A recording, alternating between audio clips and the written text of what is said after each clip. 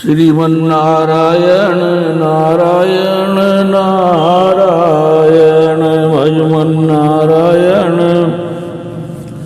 नारायण नारायण गोविंद नारायण नारायण नारायण। श्रीमद् भागवत महापुराण कथा में तृतीय स्कंद का प्रसंग आगे सुने। शांताकारं भुजगसेनं पद्मनाभं सुरेशं विश्वाधारं गगनसदृशं मेघवर्णं शुभांगं लक्ष्मीकान्तं कमलनयनं योगिभिर्ध्यानगम्यं वन्दे विष्णु भवभयहरं सर्वलोकैकनाथम्। यं ब्रह्मा वरुणेन्द्र रुद्रमरुतस्तुवन्ति दिव्यैस्तवैर्वेदैः साङ्गपदक्रमोपनिषदेर् गायन्ति यं साङ्गाः ध्यानावस्थितगतैर्मनसा पश्यन्ति यं योगिनो यस्यान्तं न विदुषुरासुरगणाय देवाय तस्मै नमः। वक्रतुंड महाकाय सूर्यकोटि समप्रभा निर्विघ्नं कुरु मे देव सर्वकार्येषु सर्वदा। सरस्वती महाभागे विद्ये कमललोचने विद्यारूपे विशालाक्षी विद्या देहि नमोस्तुते। ध्यान मूलम गुरु मूर्ति पूजा मूलम गुरुपदम मंत्र मूलम गुरुर्वाक्यम मोक्ष मूलम गुरु कृपा। श्री कृष्ण गोविंद हरे मुरारी हे नाथ नारायण वासुदेवा। श्री कृष्ण गोविंद हरे मुरारी हे नाथ नारायण वासुदेवा। श्री गौरी गणपति शंभु पुरारी हे नाग गंगाधर विश्वनाथा। श्री राम जय राम जय जय राम श्री राम जय राम जय जय राम। ओम श्री राम जय राम जय जय राम। श्री राम जय राम जय जय राम श्री राम जय राम जय जय राम। श्री राम जय राम जय जय राम। श्री राम जय राम जय जय राम। श्री राम जय राम जय जय राम। श्रीमद् भागवत पुराण में तृतीय स्कंद में आगे का प्रसंग। जो औरों के धन का हरण करता है वही धृतराष्ट्र है, जिसकी आंखें केवल रुपया पैसा ही देखती हैं। वह आंखें होते हुए भी अंधा ही है। पापी पुत्र पर प्रेम करने वाला पिता धृतराष्ट्र है। उस युग में तो शायद एक ही धृतराष्ट्र था, आज तो हजारों लाखों हैं। श्री राम जय राम जय जय राम श्री राम जय राम जय जय राम। विदुर जी धृतराष्ट्र से कहने लगे, दुर्योधन पापी है, वह तेरा पुत्र नहीं है, किंतु तेरा पाप ही पुत्र का रूप लेकर आया है। कई बार अपना पाप ही पुत्र का रूप लेकर आता है और सताता है। शास्त्र ने कहा है कि दुराचारी पुत्र माता पिता की दुर्गति करता है, सदाचारी पुत्र माता पिता की सदगति करता है। दुराचारी पुत्र का संग छोड़ दो। मान लो कि यह मेरा पुत्र नहीं है, किंतु मेरा पाप ही पुत्र रूप से आया है। छोटे बच्चों को पाप का डर बताते रहने से भी मान जाएंगे। आजकल का युग पाप का डर नहीं रखता, अतः वह मार भी खाता है। विदुर जी कहते हैं, हे धृतराष्ट्र, दुर्योधन दुराचारी है, वह तेरे वंश का विनाश करने के लिए आया है। श्री कृष्ण गोविंद हरे मुरारी हे नाथ नारायण वासुदेवा। श्री कृष्ण गोविंद हरे मुरारी नाथ नारायण वासुदेवा। श्री कृष्ण गोविंद हरे मुरारी हे नाथ नारायण सुदेवा। विदुर जी कहते हैं, हे धृतराष्ट्र, दुर्योधन दुराचारी है, वह तेरे वंश का विनाश करने के लिए ही आया है। चोरी और व्यभिचार महापाप है और सभी पाप क्षम्य हो सकते हैं, किंतु ये दोनों पाप क्षम्य नहीं हो सकते। कुछ चोर जेल की हवा खाते हैं तो कई महल की। चोर कौन है? जो स्वयं परिश्रम नहीं करता और पराया धन हड़प जाता है, वही चोर है। जिसका है उसे दिए बिना ही जो खाता है वह चोर है। किसी का कुछ भी मुफ्त में मत खाओ, मेहनत किए बिना जो खाता वह चोर है। स्थिति इस पात्र होने पर भी जो अतिथियों का भली भांति सत्कार नहीं करता वह भी चोर है। जो अपने लिए ही पकाता है और खाता है वह भी चोर है। अग्नि को आहुति दिए बिना जो खाता वह भी चोर है। मुनाफाखोर भी चोर है। सोचो कि इनमें से तुम भी किस प्रकार के चोर तो नहीं हो। दुर्योधन चोर है। प्रभु तो पांडवों को ही राज सिंहासन पर बैठाएंगे, क्योंकि प्रभु ने उन्हें बनाया है। धर्मराज तुम्हारे अपराध को क्षमा करने को तैयार हैं। धर्मराज अजात शत्रु हैं। भागवत में 2 अजात शत्रु बताए हैं, एक तो धर्मराज युधिष्ठिर और दूसरे प्रहलाद जी। श्री कृष्ण गोविंद हरे मुरारी हे नाथ नारायण वासुदेवा। धृतराष्ट्र, तुम दुर्योधन का मोह छोड़ो, अन्यथा सारे कौरव कुल का विनाश होकर ही रहेगा। दुर्योधन ऐसा दुष्ट था कि द्रौपदी के सौंदर्य को देखकर जल रहा था। शंकराचार्य जी ने भागवत महाभारत के गीता, विष्णु सहस्त्रनाम, उद्योग पर्व और सनत सुजात पर्व, इन अंगों पर टीका रची है।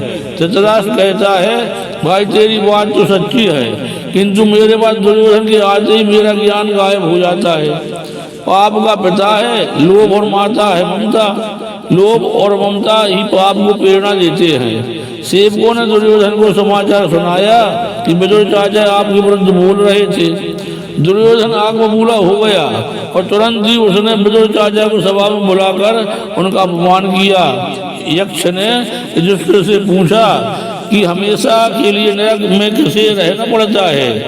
युधिष्ठिर ने कहा, आमंत्रित करके इच्छा पूर्वक दुर्बुद्धि से किसी का अपमान करने वाले को हमेशा के लिए नरक में रहना पड़ता है। श्री कृष्ण गोविंद हरे मुरारी हे नाथ नारायण वासुदेवा। श्री कृष्ण गोविंद। दुर्योधन विदुर चाचा से कहता है, तुम दासी पुत्र हो, मेरा अन्न खाकर मेरी निंदा करते हो, मेरी विरुद्ध काम करते हो। विदुर जी तो धीर गंभीर थे, किनकी निंदा को सहन कर लेते थे।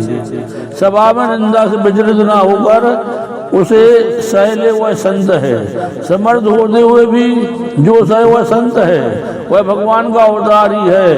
वैसे तो विदुर जी में इतनी तो शक्ति थी कि एक ही दृष्टिपात से दुर्योधन को जलाकर भस्मीभूत कर दे, किंतु विदुर जी ने अपनी इस शक्ति का उपयोग नहीं किया। श्रीमन्नारायण नारायण नारायण, श्रीमन्नारायण नारायण नारायण, भजमन्नारायण नारायण नारायण, भजमन्नारायण नारायण नारायण, गोविंद नारायण नारायण नारायण, गोविंद नारायण नारायण नारायण, नारायण काला नाम लेते ही, नारायण नाम लेते ही पाप होते हैं चारायण श्रीमन नारायण नारायण नारायण भजमन नारायण नारायण नारायण भजमन नारायण नारायण नारायण। शक्ति का दुरुपयोग करने वाला देखते है, शक्ति संपत्ति और समय का विवेक पूर्वक सदुपयोग करने वाला देव बन जाता है। कष्ट सहते रहोगे तो संत बनोगे। कुछ सासें ऐसी भी होती हैं जो अपनी बहुओं पर कुछ सासें ऐसी भी होती हैं जो अपनी बहुओं पर जुल्म ढाती हैं। उनका कहना है कि बहू से हम बड़ी हैं, अतः उन पर हुक्म चलाने का हमें हक है, अधिकार है। हमेशा ऐसा सोचो कि बहू और सास एक समान है। सास बहू से बड़ी नहीं है। किसी भी जीव को छोटा या हल्का मत समझो। जीव ईश्वर का ही स्वरूप है। श्रीमन नारायण नारायण नारायण। विदुर जी की भांति 12 वर्ष तप करोगे तो सहन शक्ति आएगी। सात्विक आहार करने वाला ही सहन शक्ति प्राप्त कर सकता है। विदुर जी ने 12 वर्ष भाजी का ही भोजन किया। तुम कम से कम 12 महीने भाजी पर रहोगे तो सहन शक्ति पाओगे। तेल मिर्च अधिक खाने वाले का स्वभाव भी मिर्च जैसा ही हो जाता है। अत्यधिक सहन करोगे तो सुखी होगे। सहन शक्ति तब आती है जब आहार विहार बहुत सात्विक हो। इस जीव का स्वभाव ही ऐसा है कि उसे जो कुछ मिला है उतने में वह संतुष्ट नहीं होता। बुद्धि यदि ईश्वर में स्थिर रखोगे तुम सब कुछ सहन कर सकोगे और संतुष्ट भी हो सकोगे। विदुर जी ने केवल भाजी में ही संतोष माना और ईश्वर की आराधना करते रहे। आप भी भजन बोले श्रीमन नारायण नारायण नारायण श्रीमन नारायण नारायण नारायण श्रीमन नारायण भजमन नारायण नारायण नारायण भजमन नारायण नारायण का नाम लेते ही पाप होते हैं चारायण श्रीमन नारायण नारायण नारायण नारायण का नाम लेते ही नारायण का नाम लेते ही पाप होते हैं चारायण श्रीमन नारायण नारायण नारायण। अपमान से विदुर जी की भांति 12 वर्ष तप करोगे तो सहन शक्ति आएगी। अत्यधिक सहन करोगे तो सुखी होगे। सहन शक्ति तब आती है जब आहार विहार बहुत सात्विक हो। इस जीव का स्वभाव ही ऐसा है कि उसे जो कुछ मिला है उतने से वह संतुष्ट नहीं होता। बुद्धि यदि ईश्वर में स्थिर रखोगे तुम सब कुछ सहन कर सकोगे और संतुष्ट भी हो सकोगे। विदुर जी ने केवल भाजी में ही संतोष माना और ईश्वर की आराधना करते रहे। अपमान से विदुर जी को ना तो दुख हुआ और ना ही गिलानी। दुर्योधन ने राजसभा में उनका अपमान किया, फिर भी वे क्रोधित नहीं हुए। विदुर जी ने सिर्फ भाजी तो खाई थी ना। दुख और क्रोध को पी लेने की शक्ति सात्विक आहार से प्राप्त होती है। सुखी होना है तो कम खाओ और गम खाओ। सुखी होना है तो कम खाओ गम खाओ। मनुष्य सब कुछ खाता जाता है किंतु गम नहीं खा सकता, क्रोध नहीं पचा सकता। तुम्हारी कोई निंदा करे तो उसे शांति से सह लो। उस समय ऐसा मान लो कि वह निंदक मुझे मेरे दोषों का भान करा रहा है, मेरे पाप को धो रहा है। निंदक नीरे राखिए आंगन कुटी छवाए, बिन पानी बिन साबना निर्बल करे सुवाए। कुछ लोगों का स्वभाव ही ऐसा है जो निंदा रस में डूबे बिना उनका खाना पचता नहीं है, पची नहीं। इस दुनिया में किसी को दुनिया ने किसी को नहीं छोड़ा, सभी की निंदा की। निंदा करने वाले पर क्रोध मत करो। ऐसा मानो कि इसमें ही प्रभु का ही कुछ संकेत है।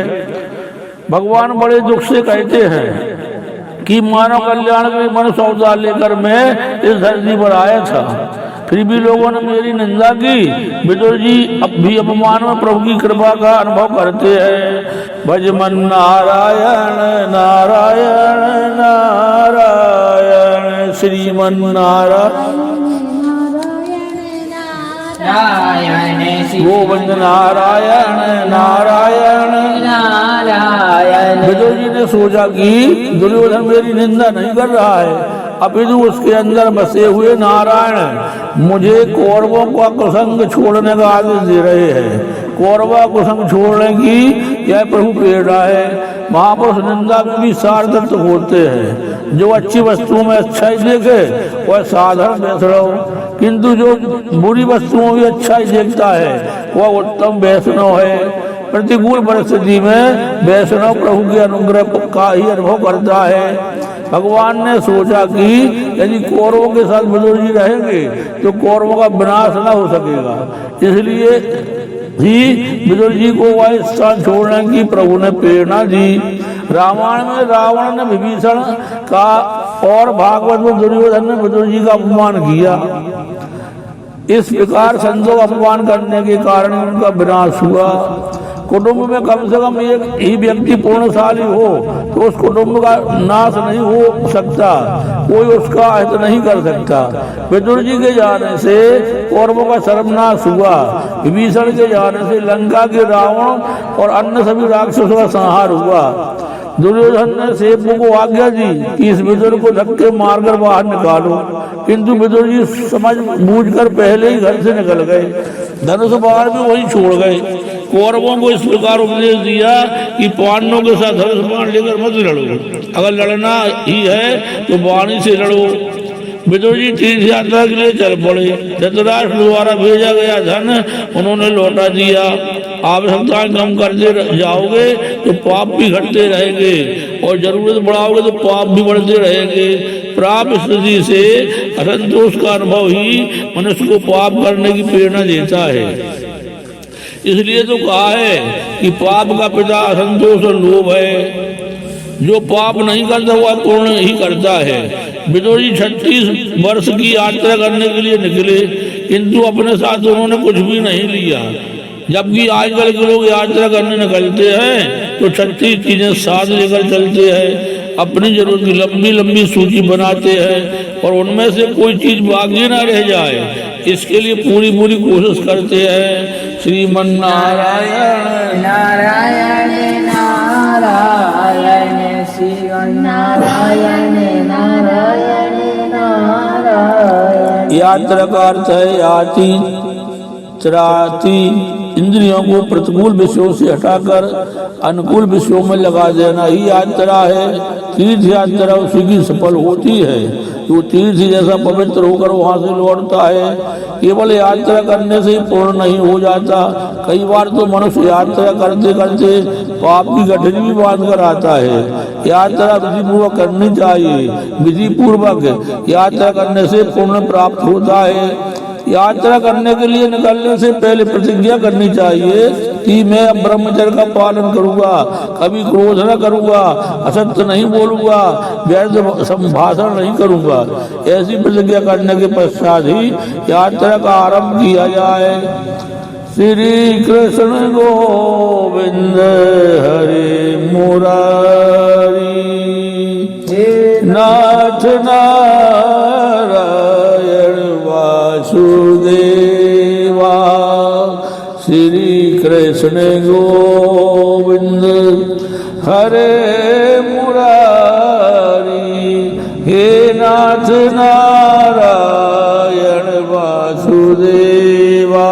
आजकल तो धन संपत्ति बढ़ जाने पर धनिक लोग यात्रा के नाम पर घूमने फिरने निकल पड़ते हैं।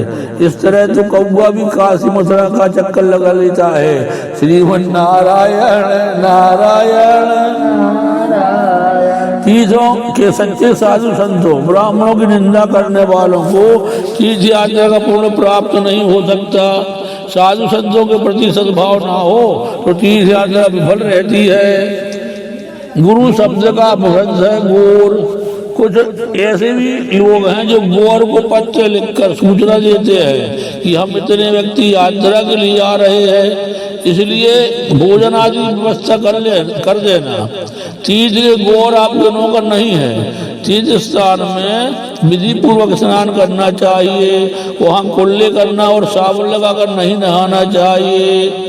महाप्रभु जी दुख से कहते हैं यदि से विलासी और पापी लोग तीर्थ स्थानों की ओर जाने लगे और वहाँ रहने भी लगे। यही कारण है कि तीर्थ स्थानों की महिमा लुप्त होने लगी। जब विदुर जी यात्रा करने गए तो साथ में क्या ले गए थे? कुछ नहीं, केवल कौरवों का पूर्ण ही साथ ले गए थे। सा निर्गता कौरव पूर्ण लब्धो, कौरवों का पूर्ण साथ ले गए, क्योंकि उन्होंने विदुर जी का अपमान किया था, निंदा की थी। तुम्हारी कोई निंदा करे, अपमान करे और तुम उसे सह लोगे तो तुम्हारा पाप उस निंदक के पास जाएगा और उसका पूर्ण तुम्हें मिलेगा। तीर्थ में जाओ तो उस दिन अनशन करो, ब्राह्मणों का अपमान मत करो। सच्चे साधु संत ब्राह्मणों का अपमान करने से तीर्थ यात्रा विफल रहती है। अनशन करने से शरीर की शुद्धि होती है। अनशन यानी उपवास, पाप जल जाते हैं, सात्विक भाव जागृत होता है। विदुर जी प्रत्येक तीर्थ में अनशन करते हैं और विधि पूर्वक स्नान करते हैं। यात्रा किस प्रकार की जाए इस विषय में विदुर जी कहते हैं गाम पर्यटन मेद विविक्त वृत्ति सदा लुतो शयनो धूता अलक्षिता स्वैरवधूत वेशो वृतानि चेरे हरितोषणानि। पृथ्वी पर वे अवधूत वेश में परिभ्रमण करते थे जिससे स्नेही संबंधी उन्हें पहचान ना सके। शरीर का श्रृंगार भी नहीं करते थे। वे अल्प मात्र में बिल्कुल पवित्र भोजन करते थे। शुद्ध वृत्ति से जीवन निर्वाह करते, प्रत्येक तीर्थ में स्नान करते, भूमि पर ही शयन करते और भगवान जिनसे प्रसन्न हो सके ऐसे व्रत करते थे। संत तीर्थ यात्रा को पावन करते हैं।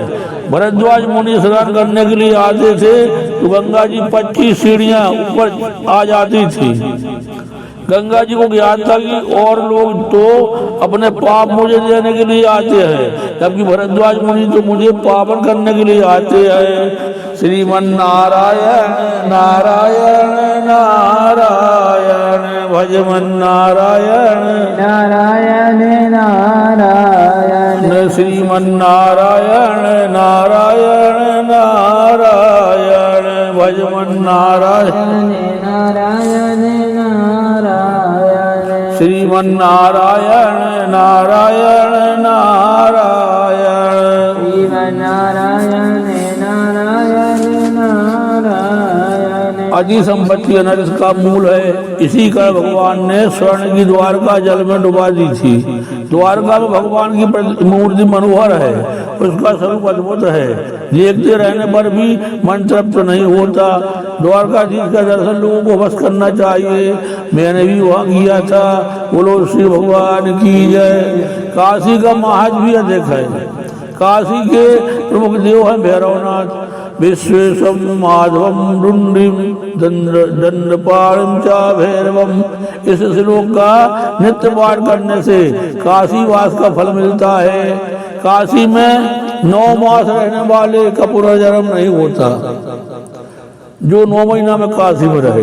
काशी के मणिकर्ण का घाट पर यह श्लोक लिखा हुआ है मरणम मंगलम अत्र सफलम जीवनम अत्र। शिव जी ज्ञान के मुख्य देव हैं। काशी में ज्ञान शीघ्र ही सिद्ध होता है। ज्ञान पाना चाहते हो तो तुम शमशान में रहना पड़ेगा। शमशान ज्ञान भूमि है। शमशान में रहने को की नहीं, उसे सदा याद रखने की आवश्यकता है। दिन में 3 बार शमशान को याद करते रहोगे तो बुद्धि में परिवर्तन होगा। कल्पना करो कि तुम काशी में ही रहते हो। कल्पना करो कि काशी में ही रहते हो। यहाँ बैठकर मन से गंगा स्नान करो। कलयुग में मन तो सत्कर्म करने वाले को ही पूर्ण मिलता है। मन से सत्कर्म करने वाले को पुण्य मिलता है। श्रीमन नारायण नारायण नारायण श्रीमन नारायण। नारायण नारायण। तीर्थ क्षेत्रों में गियाजी प्रक्रिया प्रसिद्ध तीर्थ है, वहाँ अनेक श्राद्ध करने होते हैं। प्रथम श्राद्ध फल कुएं के किनारे किया जाता है और अंतिम श्राद्ध अक्षय वट तले करना होता है कि जहाँ करार बिंद तथा पादार बिंद वाले बाल कृष्ण निवास करते हैं। श्राद्ध क्रिया कराने वाला पुरोहित किसी एक वस्तु का त्याग करवाता है और भगवान से कुछ मांगने को कहता है। पहले को त्याग किया जाए, उसके बाद कुछ मांगा जाए। जो भगवान के लिए कुछ त्याग कर सकता है उसे ही मांगने का अधिकार है। अधिकतर लोग अपनी जिस वस्तु से रुचि ना हो उसे ही छोड़ने की प्रतिज्ञा करते हैं। खाने पीने की सामान्य चीज छोड़ने की प्रतिज्ञा अधिकतर लोग करते हैं, किंतु इस तरह साग सब्जी या फल आदि के त्याग से कोई लाभ नहीं होगा। यदि पाप और विकार का त्याग करोगे तो लाभ होगा। ऐसा कहो कि काशी विश्वनाथ के दर्शन करके मैंने काम छोड़ दिया और गोकुल मथुरा की यात्रा में क्रोध को त्याग दिया। एक एक चीज में एक एक पाप छोड़ दो, एक एक त्याग करो। प्रभु के लिए अति प्रिय वस्तु बनो करोगे तो वे प्रसन्न होंगे। काशी ज्ञान भूमि है, अयोध्या वैराग भूमि है, ब्रज प्रेम भूमि है। ब्रजरज में कृष्ण प्रेम भरा हुआ है। अयोध्या मथुरा माया काशी कांची अवंतिका पुरी द्वारावती जो सब दे मोक्षदायिका। नर्मदा का किनारा तपोभूमि है, रेवा तीरे तपा कुर्यात। नर्मदा के किनारे पर ज्ञान वैराग्य और भक्ति तीनों सिद्ध होते हैं। तीर्थ में क्रोध मत करो, तीर्थ में ब्रह्मचर्य आदि व्रतों का पालन करोगे तभी तीर्थ यात्रा का फल मिलेगा। यात्रा करते हुए विदुर जी यमुना किनारे वृंदावन आए।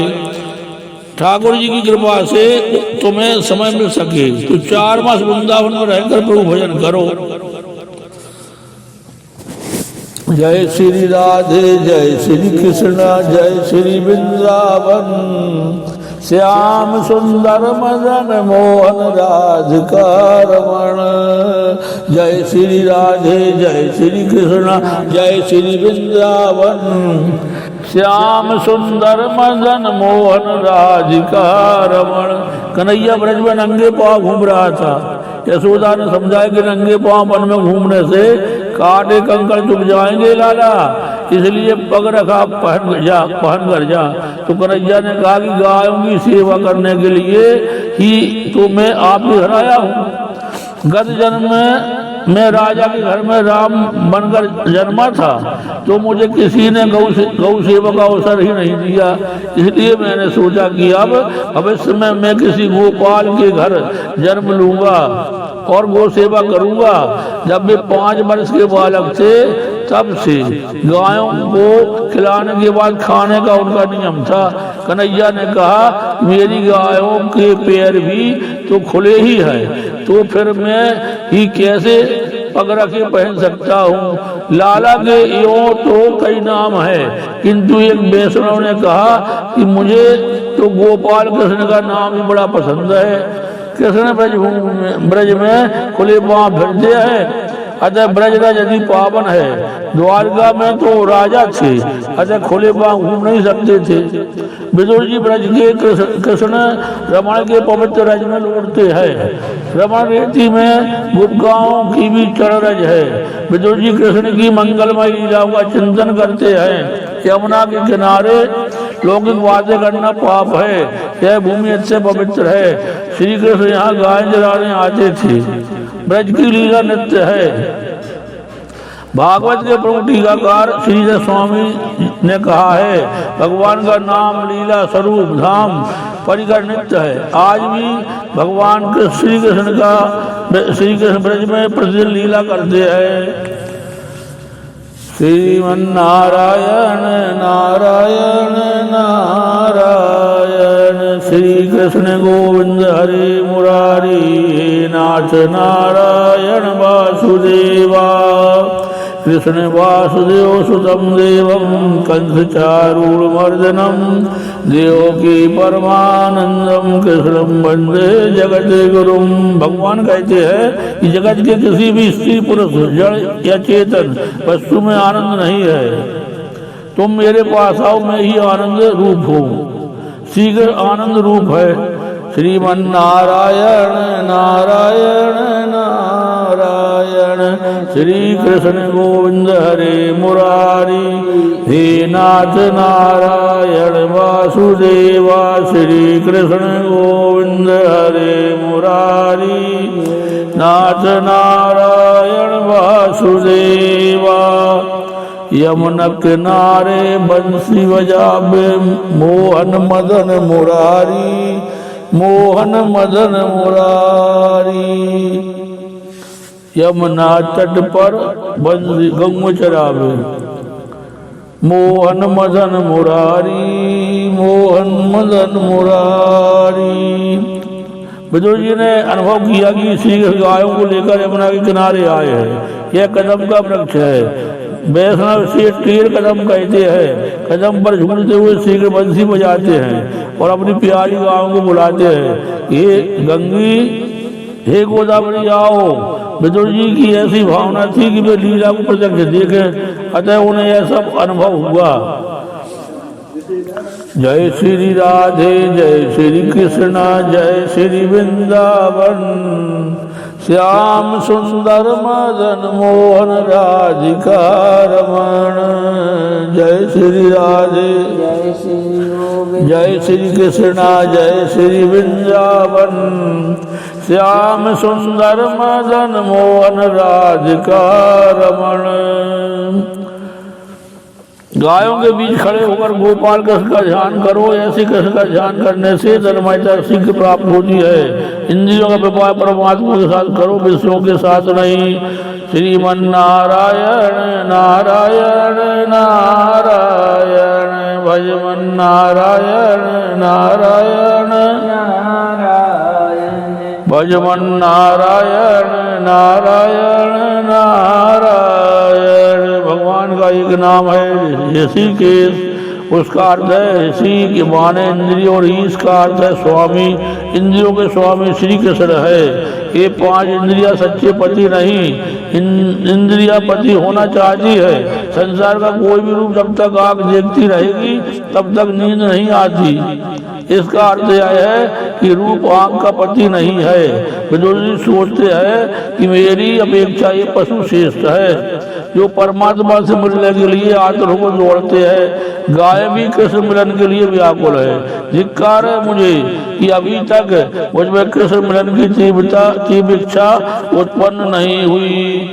श्रीमन नारायण नारायण नारायण भजमन नारायण नारायण नारायण भजमन नारायण नारायण नारायण भजमन नारायण नारायण नारायण। श्री कृष्ण गोविंद हरे मुरारी। नाथ नारायण वासुदेवा कृष्णाय वासुदेवाय हरि परमात्मने प्रणत क्लेश नाशाय गोविंदाय नमो नमः। श्री कृष्ण गोविंद हरे मुरारी। नाथ नारायण वासुदेवा श्री कृष्ण गोविंद हरे मुरारी। हे नाथ नारायण वासुदेवा